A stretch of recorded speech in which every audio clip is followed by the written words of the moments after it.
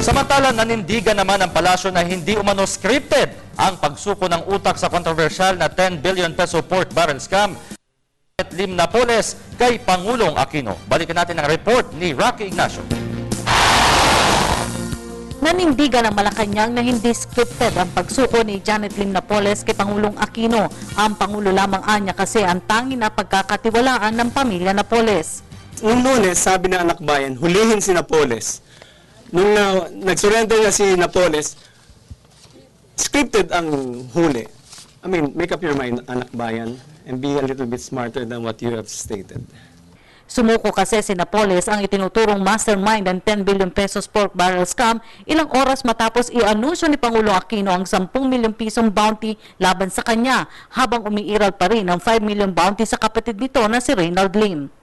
We do something to protect and to ensure that now the truth can move forward. We're still damned, but we will still do the right thing. The President has chosen to do the right thing in this case to ensure that the truth now can move forward.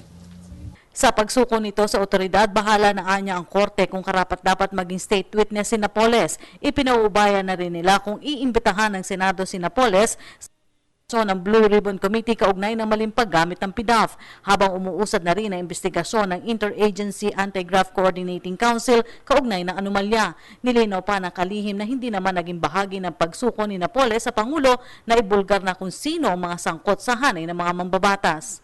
We will see. Like I said, we never discussed what she knows, so I myself don't know. So we will see what she knows. In the meantime, the investigation continues. The investigation by the DOJ, the NBI, and the IAGC will continue. Samantala, wala namang nakikitang dahilan ng palasyo para kabahan sa ikinakasampa ni bagong Million March laban sa pork barrel. This is a fight against corruption. Ang mga pumunta noong Luneta ay pumunta doon, nagmarcha dahil galit sila sa corruption. Ito po ang pagdakip kay Ginang Napoles is one step forward in further resolving this situation and further finding out the truth.